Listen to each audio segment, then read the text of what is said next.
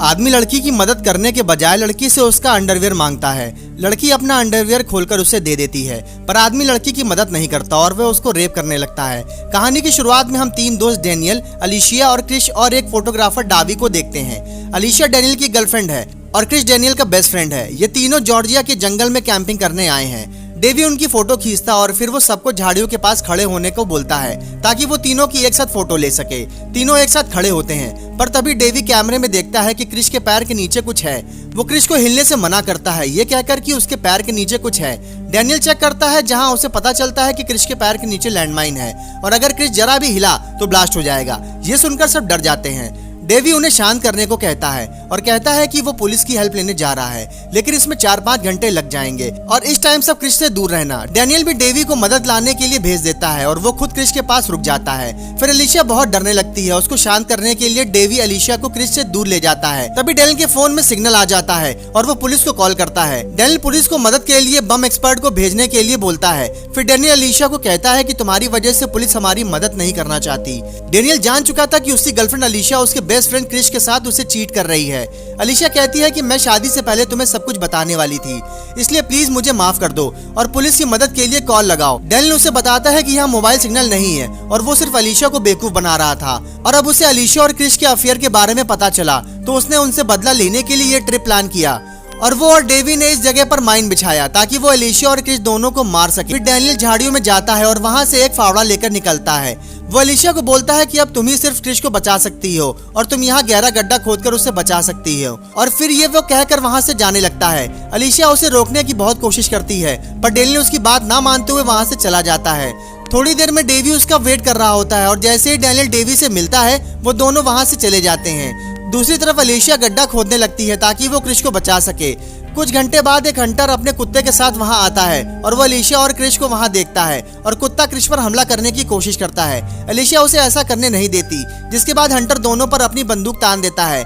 अलीशिया उसे समझाने की कोशिश करती है कि मेरे दोस्त का पैर एक लैंडलाइन में है, पर हंटर को लगता है कि ये लोग मर्डरर्स हैं और उन्होंने किसी को मारकर यहाँ गाड़ दिया है। अलीशिया उन्हें समझाती है कि मेरा फ्रेंड एक माइन में फंसा है, क्या तुम गड्ढा खोदने में मेरी मदद कर सकते हो, और फिर वह मदद करने को तैयार हो जाता है। इस हंटर का नाम इलिया है। इलिया उनसे कहता है कि तुम लोग की मदद करने से मुझे क्या मिलेगा, जिस पर अलीशिया कहती है कि तुम हमारा सारा सामान ले सकते हो। ये सुनकर वो बहुत खुश हो जाता है और उनका बैग चेक करने के लिए भागता है, जहाँ उसे अलीशिया का अंडरवियर मिलता है। अब इलिया अलीशिया से कहता है कि तुमने जो अभी अंडरवियर पहन रखा है वो मुझे चाहिए। ये बोलकर अलीशिया के साथ गंदी हरकत करने लगता है। ये देखकर क्रिश उसे ऐसा करने से मना करता है और उसे $300 और अपना क्रेडिट कार्ड देता है। इस पर इलिया कहता है कि मुझे पैसा नहीं चाहिए और अगर अलीशिया मुझे अपना अंडरवियर नहीं देगी तो मैं यहाँ से चला जाऊंगा। इसलिए मजबूरी में अलीशिया को अपना अंडरवियर उसे देना पड़ता है। अब जब अलीशिया अपना अंडरवियर उतारने टेंट की तरफ जाने लगती है तो इलिया उसे रोक देता है। उसे कहता है कि तुम्हें अपना अंडरवियर मेरे सामने उतारना होगा। अलीशिया के पास कोई और रास्ता नहीं था, इसलिए वो अपना अंडरवियर उतारकर इलिया को दे देती है, जिसके बाद इलिया गड्ढा खोदने में उसकी मदद करने लगता है। पर तभी उन्हें रेडियो की आवाज सुनाई पड़ती है जो इलिया का था। ये देखकर अलीशिया उससे रिक्वेस्ट करने लगती है कि वो उसे रेडियो इस्तेमाल करने दे, इससे वो किसी को यहाँ पर मदद करने के लिए बुला सके। पर फिर इलिया उसे कहता है कि अगर मैं तुम्हें रेडियो दूं तो उसके बदले मुझे क्या मिलेगा। अलीशिया उसे बहुत रिक्वेस्ट करती है, लेकिन इलिया उसका अंडरवियर दूर फेंकता है और अलीशिया से कहता है कि तुम्हें कुत्ते की तरह अपना अंडरवियर मुंह में लेकर रेंगते हुए मेरे पास आना पड़ेगा। ये सुनकर अलीशिया मना कर देती है और गड्ढा खोदने लगती है, लेकिन जल्दी उसे ये एहसास हो जाता है कि वो बिना मदद से गड्ढा खोद नहीं सकती, इसलिए वो कुत्ते की तरह रेंगकर अपना अंडरवियर इलिया को दे देती है।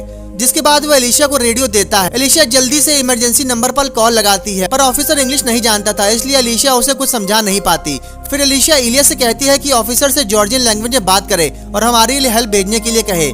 इलिया कहता है कि वो जरूर ऑफिसर से बात करेगा, पर इससे पहले तुम्हें अपने सारे कपड़े एक एक करके खोलने पड़ेंगे। ये सुनकर अलीशिया उसे वहां से जाने के लिए कहती है, पर रेडियो में ऑफिसर लगातार उनसे रिप्लाई करने को बोलता है। तो इलिया अलीशिया से कहता है कि तुम ऑफिसर से बोलो कि हम बिल्कुल ठीक हैं। अगर वो ऐसा नहीं करेगी तो इलिया पर पुलिस केस हो सकता है, इसलिए इलिया उसे ऐसा करने के लिए जोर करने लगता है। अलीशिया जॉर्जियन भाषा नहीं जानती थी, इसलिए इलिया उससे उसकी मदद करने का ऑफर देता है, पर इसके लिए उसे अब तक अपने कपड़े एक एक करके उतारने होंगे जब तक पुलिस ऑफिसर उसके जवाब से सेटिस्फाइड ना हो जाए। अलीशिया को पहले आंसर के लिए अपना टॉप उतारना पड़ता है। इसके बाद ऑफिसर सवाल पूछना बंद कर देता है और डील के मुताबिक इलिया वहां से जाने लगता है, लेकिन फिर से पुलिस ऑफिसर रेडियो में बोलने लगता है, इसलिए इलिया दौड़ते हुए वापस आता है। अलीशिया बहुत डर जाती है और उसे वहां से चले जाने के लिए गिड़गिड़ाने लगती है, पर इलिया उसके सर पर बंदूक पॉइंट कर देता है।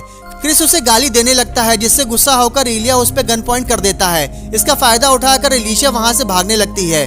इलिया अपनी गन वहां पर फेंक देता है और अपने कुत्ते के साथ एलिशा के पीछे जाता है, जहां चेन की मदद से कृषि इलिया की गन को उठाता है। तभी इलिया एलिशा को लेकर वहां आ जाता है और उसी दौरान क्रिश इलिया पे गन पॉइंट करता है और उसे एलिशा को छोड़ने के लिए बोलता है, जिस पर इलिया उसे कहता है कि अगर तुम मुझे गोली मारोगे तो एलिशा भी मर जाएगी। इसके बाद एलिशा को पत्थर के पीछे ले जाता है और वहां पर उसका रेप करने लगता है।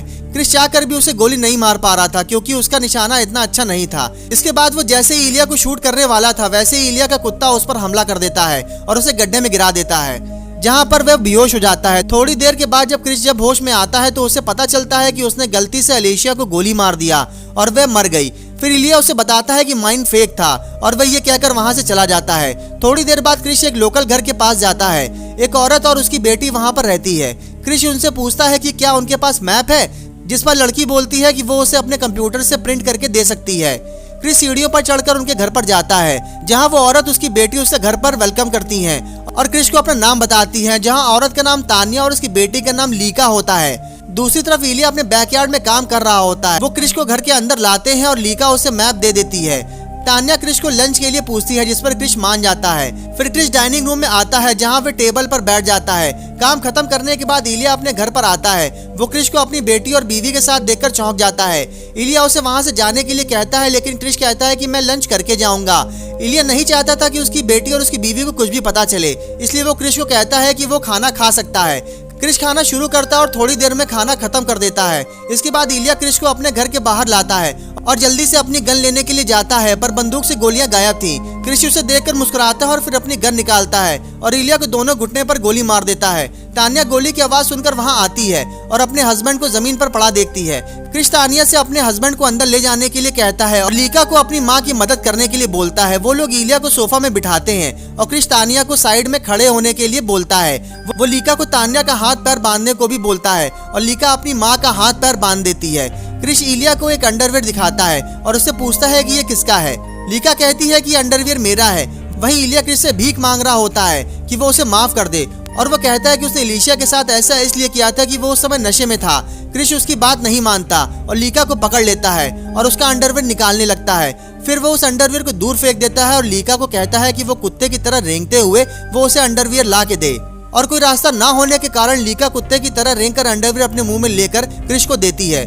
क्रिश इलिया के पास जाता है और उस अंडरवियर को उसके मुंह में घुसा देता है। क्रिश उससे कहता है कि अब वो एक गेम खेलने वाला है। क्रिश लीका को पकड़ता है और कहता है कि हम रोलर गेम खेलने वाले हैं। वो अपने गन की सारी गोलियां निकाल देता है और एक गोली रहने देता है। क्रिश कहता है कि वो अपनी गन स्पिन करेगा और लीका को एक एक करके अपने कपड़े उतारने पड़ेंगे और वो गन को स्पिन करता है और लीका को शूट करता है, पर इस बार वो बच जाती है, जिसका मतलब है कि लीका को अपना एक कपड़ा उतारना पड़ेगा। इलिया जमीन पर रेंगते हुए अपनी बेटी को बचाने की कोशिश करता है। क्रिश अपनी गन स्पिन करता रहता है और लीका को उसके कपड़े खोलने के लिए बोलता है। लीका अपने कपड़े खोलने लगती है और क्रिश फिर से अपनी गन स्पिन करता है, लेकिन इस बार क्रिश लीका के सिर पर गोली मार देता है, जिससे वो मर जाती है।